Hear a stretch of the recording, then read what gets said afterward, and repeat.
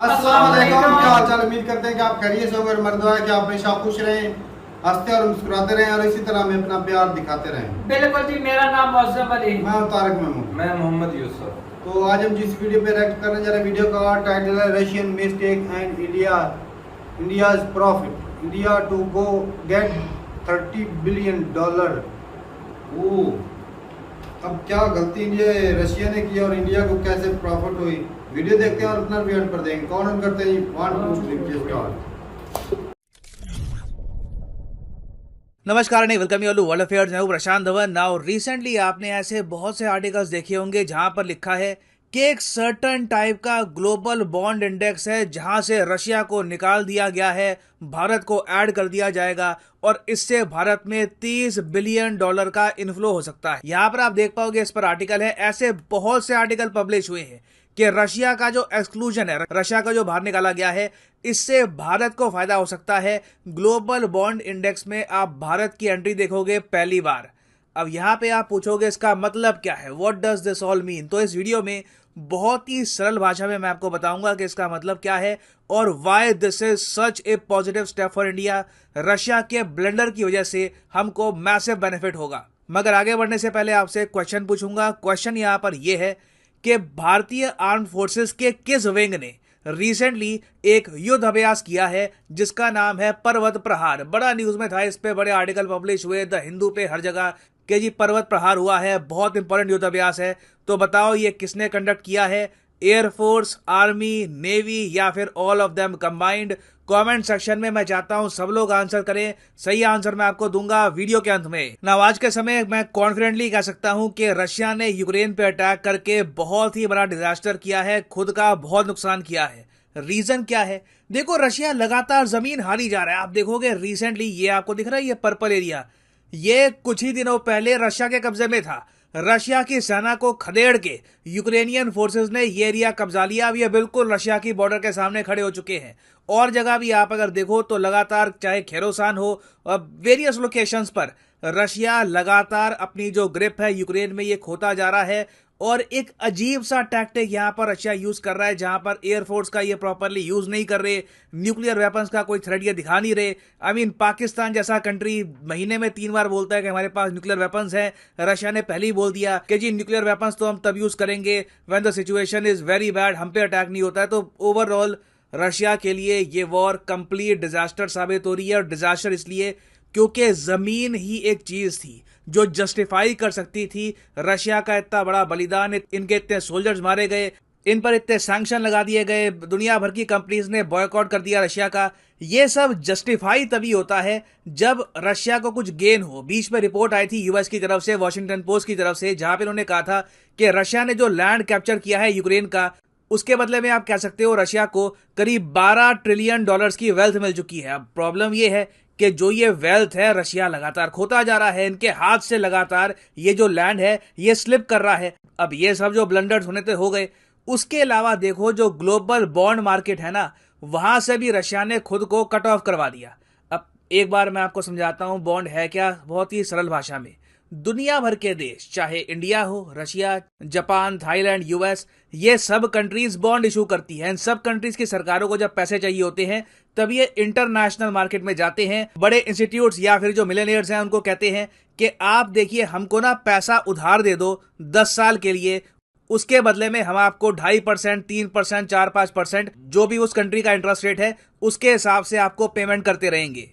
आपने काफी बार देखा होगा कि जब भारत सरकार को भी पैसे की आवश्यकता पड़ती है तो इंडिया में भी हम डिबेट करते हैं एनआरआई बॉन्ड इशू कर दे, कि जो एनआरआई इंडियंस हैं उनके लिए स्पेशल बॉन्ड इशू किए जाए जहां पे उनको हम कहे कि देखो आपको निवेश करना है, पैसा आपके पास भला का पड़ा होगा, बैंक्स में पड़ा होगा, वहां पे क्यों रख रहे हो अपना पैसा, भारत सरकार को उधार दो, उसके बदले में 6%, 5% जो भी इंटरेस्ट रेट है जो बैंक में आपको नहीं मिल रहा वो लगातार आपको मिलता रहेगा। और दुनिया भर में देखो कंट्रीज की कोशिश ये होती है कि उनके बॉन्ड्स की जो वैल्यू है, जो रिस्पेक्ट है, ये लगातार बढ़ती रहे।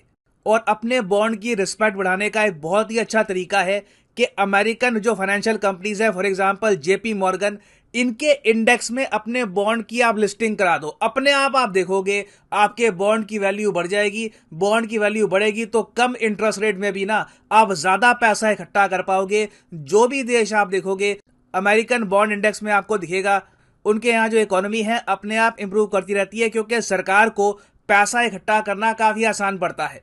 तो यूएसए की एक बहुत ही फेमस कंपनी है जेपी मॉर्गन। जेपी मॉर्गन ने अपना एक बॉन्ड का इंडेक्स बना रखा है, बेसिकली लिस्ट बना रखी है कंट्रीज की। उसको ये कहते हैं JP Morgan emerging markets bond index. इस इंडेक्स का पार्ट रशिया था यूक्रेन वॉर से पहले। फिर रशिया पर जब सैंक्शन लगे, रशिया को स्विफ्ट पेमेंट सिस्टम से बाहर निकाल दिया गया, तो जेपी मॉर्गन ने भी कहा रशिया को हम अपने बॉन्ड इंडेक्स में नहीं रखेंगे। उसके अलावा एक प्रॉब्लम यह भी आई कि रशिया ने अपनी बॉन्ड की जो पेमेंट्स है वापस अमेरिकन इन्वेस्टर्स को ये भी करनी बंद कर दी थी। तो जब जेपी मॉर्गन ने अपने इमर्जिंग मार्केट्स बॉन्ड इंडेक्स से रशिया को बाहर निकाला तो एक वैक्यूम बन गया, स्पेस बन गया। अब जेपी मॉर्गन ने सोचा कि इस वैक्यूम को भरने के लिए किस कंट्री को लाया जाए। तो यहां पे नंबर 1 इनकी प्रेफरेंस है अभी के लिए इंडिया। यहां पर आप देख पाओगे आर्टिकल है India tipped to join JP Morgan bond index. और ये मैं आपको बता दूं एक गेम चेंजिंग मोमेंट है इंडिया के लिए। अमेरिकन जो जर्नलिस्ट है उसको ऐसे कवर कर रहे हैं कि जेपी मॉर्गन कंसल्ट कर रहा है बड़े बड़े निवेशकों से, बिलियनियर्स हैं। ये ऐसा नहीं है कि सारे इलॉन मस्क, जेफ बेजो, कई बिलियनियर्स हैं, $10 बिलियन वाले, 5 बिलियन, 3 बिलियन डॉलर्स वाले, उनको भी निवेश करना होता है। बहुत से आपको मिलेंगे ऐसे इन्वेस्टर्स दुनिया भर में। तो जेपी मॉर्गन इनसे बात कर रहा है कि इंडिया को हम इमर्जिंग मार्केट के बॉन्ड इंडेक्स में डाल दे। यहां पे अभी तक जो रिपोर्ट्स आ रही है, सारे जो इन्वेस्टर्स हैं वो बिल्कुल अप्रूव कर रहे हैं कि बिल्कुल रशिया को अगर कोई देश रिप्लेस कर सकता है तो वो देश है भारत। और इससे होगा क्या, the inclusion could send billions of dollars rushing into the countries domestic market. तो भारत का जो डोमेस्टिक डेट मार्केट है उसमें बिलियंस ऑफ डॉलर्स आएंगे। सरकार को अगर मान लो कल को बॉन्ड इश्यू करने हैं, पैसा रेस करना है डिफेंस स्पेंडिंग के लिए, किसी और काम के लिए, इंफ्रास्ट्रक्चर के लिए, तो ये सब हम कर सकते हैं। बेसिकली इससे इंडिया को बहुत सी ऑप्शंस मिलती है। रशिया का लॉस है, हमारा गेन है। और हाँ, इस टॉपिक के बारे में अगर आप कहीं पर विकिपीडिया पे जाओगे ना तो हो सकता है कि आपको यहाँ पे ये जानकारी मिले। वहां पे लिखा होगा कि GBEM जो बोर्ड है यहां पर तो इंडिया इंक्लूडेड है। देखो यहां पे ये बात समझ लो, बोर्ड और ओवरऑल इंडेक्स में फर्क होता है। एक है जेपी मॉर्गन का बोर्ड जहां पे इन्होंने कई कंट्रीज को ऐड कर रखा है, जैसे कि यहाँ पे आपको चाइना, इंडिया ये सब मिलेंगे, मगर इसका कुछ फायदा होता नहीं है। This is useless. मेन चीज है कि आपको अगर ग्लोबल बॉन्ड इंडेक्स के मेन लिस्ट में डाला जाए, वहां पे आप देखोगे कि अभी तक इंडिया इंक्लूडेड नहीं है। यहाँ पे ये भी लिखा हुआ है चाइना भी इंक्लूडेड नहीं है, मगर ये जो इन्फॉर्मेशन है ये आउटडेटेड है विकिपीडिया पे। 2013 की आपको नॉलेज यहाँ पर मिलेगी। तो be careful about what you read, क्योंकि चाइना को 2020 में इस बॉन्ड इंडेक्स में ऐड कर लिया गया था और चाइना को इससे बहुत फायदा हुआ है। चाइना ने बिलियंस ऑफ डॉलर्स का कर्ज यहां से उठाया है। अब यहाँ पे आप कहोगे तो कम शब्दों में कहो तो इससे इंडिया का कर्ज तो बढ़ेगा। हम बेसिकली कर्ज ही उठाएंगे। यहाँ पर रशिया पहले आसानी से कर्ज उठा पाता था, रशिया को निकाल दिया, अब इंडिया कर्ज उठा पाएगा, मगर कर्ज तो खराब होता है ना। नहीं, देखिए डेट अगर आपकी शर्तों पे दिया जा रहा है आपको तो डेट अच्छा है, क्योंकि आप उस डेट को प्रॉपरली यूज कर सकते हैं। भारत का जो एक्सटर्नल डेट है ये $620 बिलियन तक पहुंच चुका है, मगर भारत के डेट को श्रीलंकन डेट या पाकिस्तान डेट से कंपेयर मत करो। हमने जो पैसा उधार उठाया है ये हमारी शर्तों पे है, so it is completely different. तो ऑब्वियसली जैसे ही इंडिया का आप इंक्लूजन देखोगे इस बॉन्ड इंडेक्स में, भारत का जो एक्सटर्नल डेट है ये भी बढ़ेगा। बहुत ज्यादा नहीं, मगर डेफिनेटली इसमें कुछ बिलियन डॉलर का आपको इजाफा दिखेगा। But overall this is very good news for Indian economy. Now वापस आते हैं अपने क्वेश्चन की तरफ कि इंडियन आर्म फोर्सेस के किस विंग ने रिसेंटली पर्वत प्रहार युद्ध अभ्यास किया है। तो सही उत्तर यहाँ पे है इंडियन आर्मी ने किया है ये युद्ध अभ्यास, और ये युद्ध अभ्यास किया गया है लद्दाख में, near the line of actual control. बहुत इंपॉर्टेंट है एग्जाम पर्सपेक्टिव से, इसको याद रखिएगा। और हाँ, फाइनली आप सब लोगों के लिए एक इंपॉर्टेंट मैसेज, आने वाले कुछ दिनों के लिए अनअकैडमी की स्पेशल 20% सेल हो चुकी है एक्टिव। यूजुअली आप देखोगे कोई भी कोर्स अनअकैडमी का उस पर 10% डिस्काउंट होता है। आने वाले कुछ दिन तक ये डिस्काउंट 20% रहेगा। तो कमेंट सेक्शन में जाओ, किसी भी एग्जाम के लिए आप प्रिपेयर कर रहे हैं, लेट्स से आप प्रिपेयर कर रहे हैं फॉर यूपीएससी, तो क्लिक करिए यूपीएससी पर और आपके सामने खुल जाएगा ये पेज, और यहाँ पे आप यूपीएससी एग्जाम के कोर्सेज परचेज कर सकते हैं। फ्लैट 20% डिस्काउंट आपको मिलेगा for a limited time period. यहाँ पे कोड डालिए PD10 और आप देखोगे प्राइसेस बहुत ज़्यादा गिरना यहाँ पे स्टार्ट हो जाएंगे। So you can save a lot of money, but ये ऑफर सिर्फ लिमिटेड टाइम के लिए है। कुछ समय के बाद वापस 10% डिस्काउंट शुरू हो जाएगा। तो अगर आप कोई कोर्सेज परचेज करना चाहते हैं by Unacademy, now is the right time to do it. So इसी नोट के साथ ये है वीडियो कांत। Thank you for listening and as always God bless you all.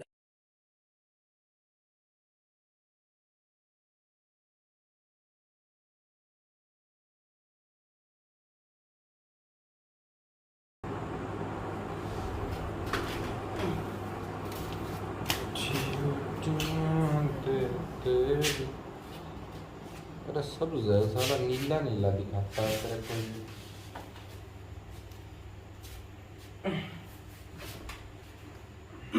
चलें जी, वीडियो खत्म हो गया। और क्या बात है, वो क्या बात है, पाकिस्तान वाली बात है।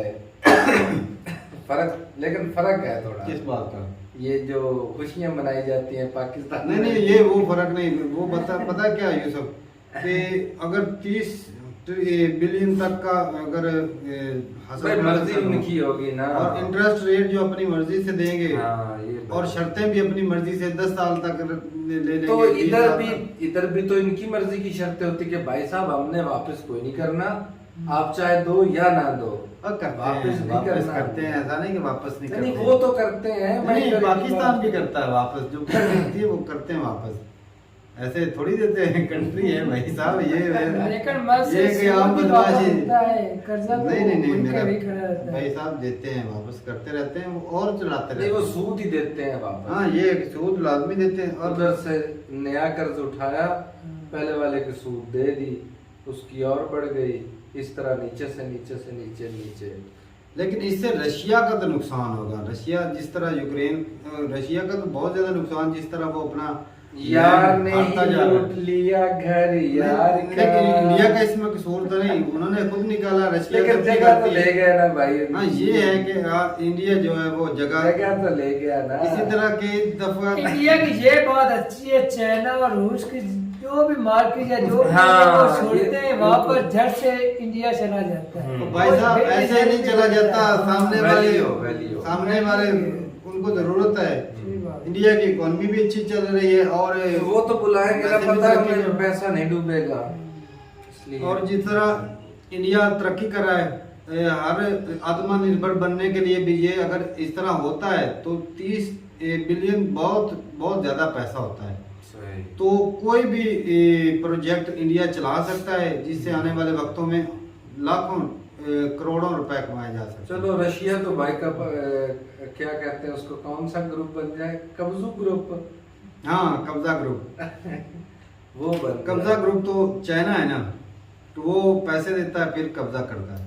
अच्छा, लेकिन चाइना एक और ने बात कहा, है। मैं पैसे नहीं दूंगा पाकिस्तान को। यूक्रेन जो है ना, वो अपना एरिया वापस ले रहा है, वो भी पाकिस्तानी इस्तेमाल करके। पाकिस्तानी हथियार, देख लो। वो पाकिस्तानी हथियार, माशाल्लाह, सुभान एक तो अल्लाह। दुनिया में भाई नाम है। यूक्रेन हमारा बिरादर मुल्क है। पहले पाकिस्तान भी यूक्रेन से हथियार लेता है, ये भी बात सुन लो। चलो, जो लिए वो वापस कर दिए। और ये भाई बड़ा ही अच्छा इंडिया के लिए। और काश पाकिस्तान को भी IMF के पास ना जाना हो, ऐसे ही बॉन्ड इशू करके अगर पैसे मिलते होते तो क्या बात है, मजा आ जाता और अपनी मर्जी की होती। लेकिन क्या फायदा भाई, ये होता भी तो इसका और गलत इस्तेमाल हो जाता। तो जो इंडिया ये इंडिया को जो भी पाकिस्तान में भी चलते हैं, जो इंडिया को ये अपॉर्चुनिटी मिल रही है, ये सर अपनी मेहनत का नतीजा है और अपनी वैल्यू दुनिया में बनाई है। और बाकी कर्जे की बात करें तो पाकिस्तान से ज्यादा इंडिया पे कर्जा है, लेकिन इंडिया के पास कैपेसिटी, इंडिया की इकोनॉमी ज्यादा है। एक बंदा होता है, उसकी औकात ही 10 रुपए की होती है। वो अगर किसी से लाख रुपया ले तो वो वापस करेगा कैसे? एक बंदा होता है, वो जो बिजनेसमैन होते हैं, वो करोड़ों रुपए लेते हैं कर्जा बैंकों से, बैंक ऐसे दे देते हैं उनको। चलो कुछ ना कुछ रखते हैं जरूर, लेकिन दे देते हैं, क्योंकि भाई वो करोड़ों वाले, वो करोड़ों वापस पता है ना भाई, वापस आ जाने। और कई बन जाते हैं। और पाकिस्तान के भाई इतनी ज्यादा इकोनॉमी नहीं है, इंडिया की इकोनॉमी अच्छी है, अमेरिका के ऊपर भी कर्जा है उसका तो और भी ज्यादा दुनिया में भाई, चाइना के ऊपर भी है, तमाम मुल्कों के ऊपर ही है। लेकिन जो दूसरे कंट्री कर्जा लेते हैं अपने कंट्री को चलाने के लिए इन्वेस्टमेंट करते हैं, हमारे उससे लिए 4 पैसे आते खाने हैं। के लिए। हमारे तनख्वाह दे जी, हमने जी आर्मी की तनख्वाह देनी है, हमने जी अपने मजदूरों की तनख्वाह देनी है, हमने बिजली वालों की तनख्वाह देनी है। तो वो जो जो पैसा पहले था कर्जा वो लिया उसका कर्जे को कुछ ना कुछ वो गया। तो क्यों नौकरियां निकालते हैं?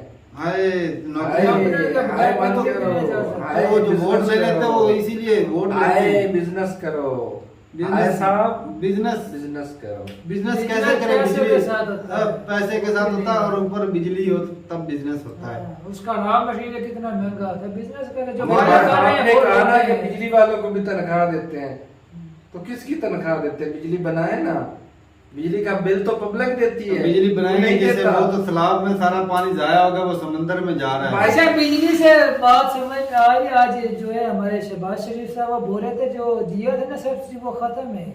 उन्होंने बोल दिया रेपरा को भी आपसे जो जितनी वसूली से उतनी मुकम्मल देंगे। मामूल वो नहीं बनाया होनी है ना वो। उन्होंने। नहीं उस वक्त वो दंगे फसाद हो रहे थे ना मुल्क में, पब्लिक भड़क गई थी, तो उन्हें शांत करने के लिए वो चूरन दिया। अब जैसे पब्लिक शांत है फिर दोबारा से वो इसमें अपना चलो जुल्म भाई। करेंगे। 2-3 रुपए बढ़ा दिया क्या पार्टी ने। चलो भाई ठीक है, अब देखते हैं ये जो बिल आएगा इससे और कट्टा खुलेगा। पहले 27,000 तारा था, इस बार जो है अगर बढ़ाएंगे तो 30,000 हो जाएगा। तो कोई बात नहीं।